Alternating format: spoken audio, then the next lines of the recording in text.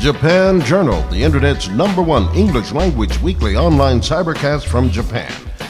Japan Journal with Mal Adams.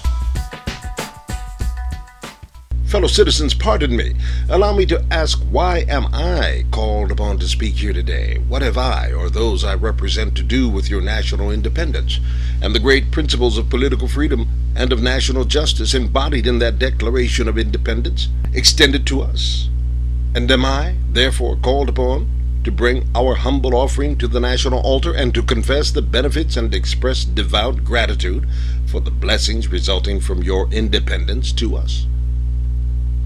Would to God, both for your sakes and ours, that an affirmative answer could be truthfully returned to these questions. Then would my task be light and my burden easy and delightful. For who is there so cold that a nation's sympathy could not warm him? Who so obdurate and dead to the claims of gratitude that would not thankfully acknowledge such priceless benefits? Who so stolid and selfish that would not give his voice to swell the hallelujahs of a nation's jubilee when the chains of servitude had been torn from his limbs? I am not that man. In a case like that, the dumb might eloquently speak, and the lame man leap as an hart. But such is not the state of the case. I say it with a sad sense of the disparity between us. I am not included within the pale of this glorious anniversary. Your high independence only reveals the immeasurable distance between us. The blessings in which you this day rejoice are not enjoyed in common.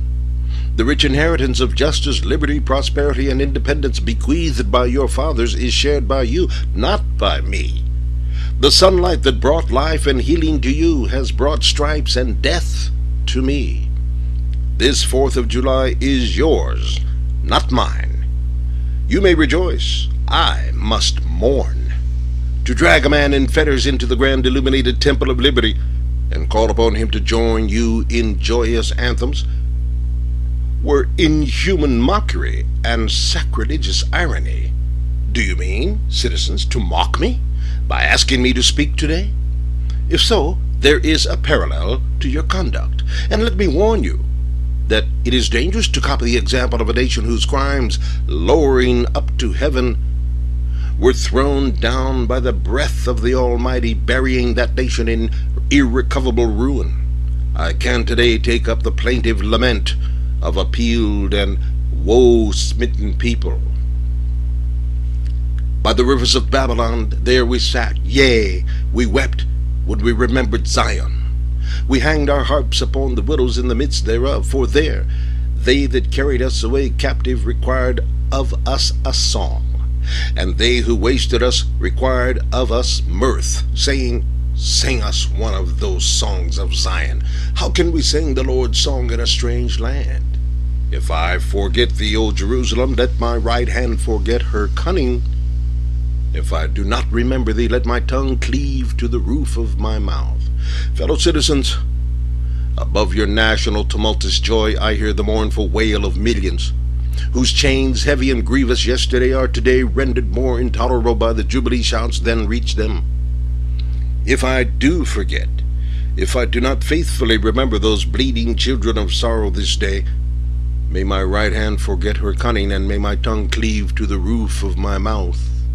To forget them, to pass lightly over their wrongs, and to chime in with the popular theme would be treason most scandalous and shocking, and would make me a reproach before God and the world. My subject, then, fellow citizens, is American slavery. I shall see this day, and its popular characteristics from the slave's point of view, standing there identified with the American bondman, making his wrongs mine. I do not hesitate to declare with all my soul that the character and conduct of this nation never looked blacker to me than on this 4th of July. Whether returned to the declarations of the past or to the professions of the present, the conduct of the nation seems equally hideous and revolting. America is false to the past, false to the present, and solemnly binds herself to be false to the future. Standing with God and the crushed and bleeding slave on this occasion I will, in the name of humanity which is outraged, in the name of liberty which is fettered, in the name of Constitution, in the name of the Bible, which are disregarded and trampled upon, dare to call in question and to denounce, with all the emphasis I can command, everything that serves to perpetuate slavery, the great sin and shame of America. I will not equivocate. I will not excuse. I will use the severest language I can command, and yet not one word shall escape me that any man whose judgment is not blinded by prejudice, or who is not at heart a slaveholder, shall not confess to be right and just. But I fancy I hear someone of my audience say, "It is just in this circumstance that you and your brother, abolitionist, failed to make a favorable impression on the public mind. Would you argue more and denounce less? Would you persuade more and rebuke less? Your cause would be much more likely to succeed." But I submit, where all is plain, there is nothing to be argued. What point in the anti-slavery creed would you have me argue? On what branch of the subject do the people of this country need light? Must I undertake to prove that the slave is a man? That point is conceded already. Nobody doubts it. The slaveholders themselves acknowledge it in the enactment of laws for the government. They acknowledge it when they punish disobedience on the part of the slave. There are 72 crimes in the state of Virginia which, if committed by a black man, no matter how ignorant he be, subject him to the punishment of death, while only 2 of the same crimes subject a white man to the like punishment. What is this but the acknowledgment that the slave is a moral, intellectual, and responsible being? The manhood of the slave is conceded. It is admitted in the fact that Southern statutes are covered with enactments forbidding, under severe fines and penalties, the teaching of the slave to read or to write. When you can point to any such laws in reference to the beasts of the field, then I may consent to argue the manhood of the slave. And when the dogs in your streets, when the fowls of the air, when the cattle on your fields, when the fish of the sea and the reptiles that crawl shall be unable to distinguish the slave from a brute, there will I argue with you that the slave is a man.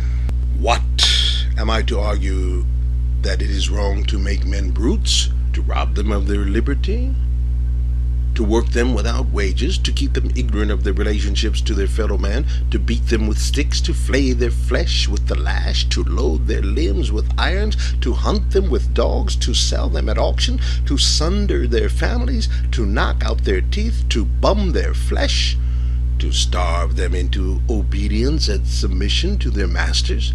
Must I argue that a system thus marked with blood and stained with pollution is wrong?